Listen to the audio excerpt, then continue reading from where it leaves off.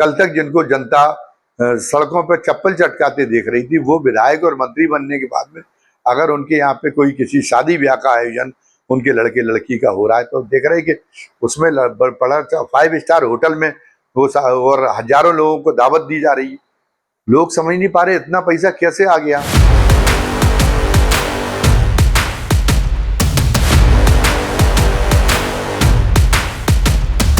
कहीं पे भी किसी संघ के नेता का हम बयान नहीं देख रहे कि वो इस तरीके के कि वो कहीं रोकने का काम करे कि जहाँ पे ये कहें कि खर्चीली शादियां तो रोकी जानी चाहिए।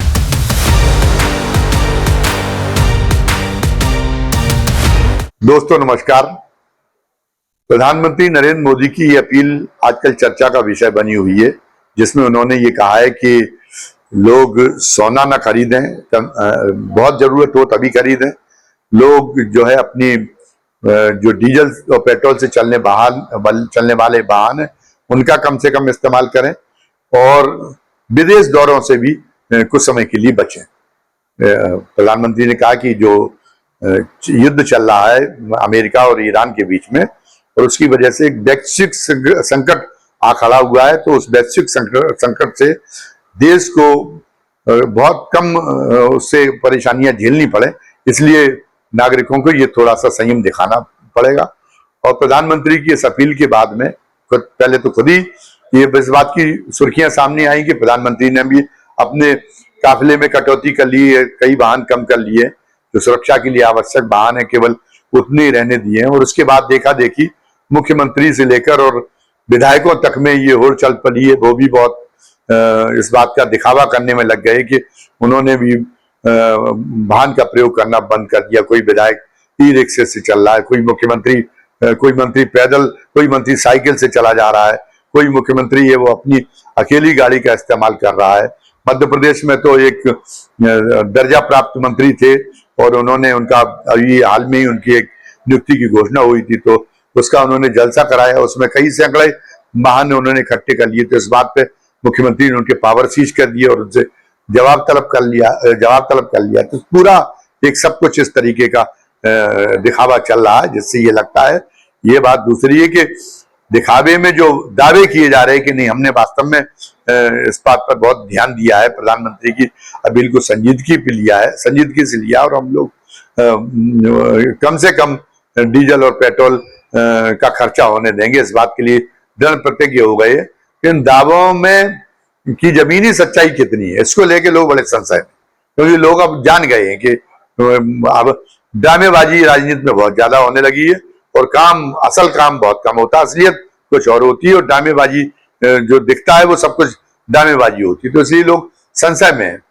लेकिन मैं जो बात कहने जा रहा हूं वो बात कहने ये जा रहा हूं कि संकट के समय ही क्या, वैसे भी एक फिजूल खर्ची रोकने के लिए तो एक वैसे भी काम होना चाहिए था, वैसे भी, और सरकार की तरफ से, सत्ता दल की तरफ से ये काम होना चाहिए था।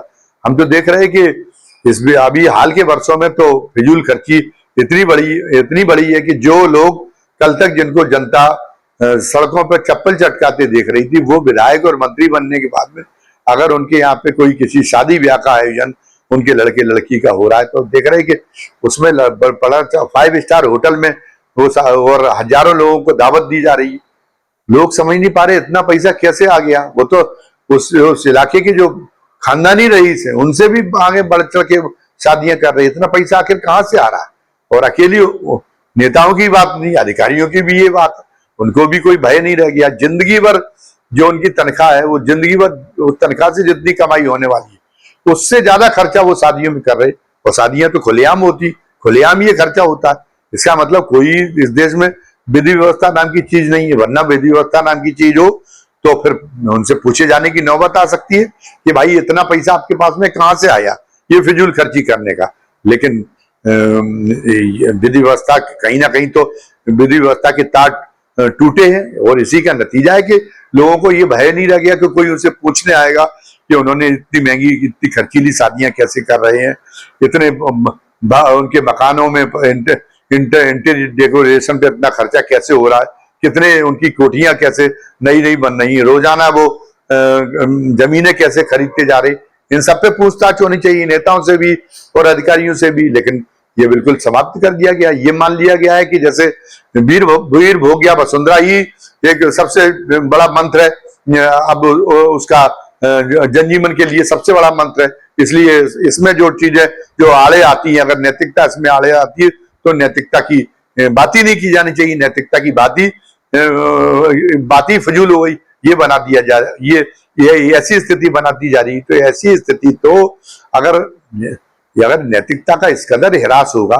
इस तरीके ऐसी आपाधापी अगर होने लगी, उपभोक्तावाद की ऐसी आपाधापी, ऐसा बवंडर मचेगा, तब तो फिर ये होगा कि सारे कायदे कानून, सारे नियम कानून सबके सब टूट जाएंगे और ये तो एक तरह से अराजकता की गर्त में समाज को धकेलने जैसी स्थितियां पैदा हो रही। हम देख रहे हैं कि राजनीति में बैठे हुए लोग हैं, मान लीजिए सत्ता उनको मदान बना रही है, तो सत्ता से बाहर भी तो वो सामाजिक संगठन होने चाहिए, कुछ ऐसी शख्सियत होनी चाहिए, कुछ ऐसी तंजीमें होनी चाहिए जो लोगों की अंतरात्मकता को जगाने का काम करें, नैतिकता को जगाने का काम करें।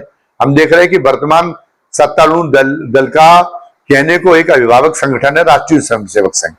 राष्ट्रीय स्वयंसेवक संघ ऐसा प्रदर्शित करता है जैसे वो महात्मा गांधी और जयप्रकाश नारायण की भूमिका निभाने का ठेका उसने संभाल रखा है। लेकिन करनी में उसकी स्थिति क्या है?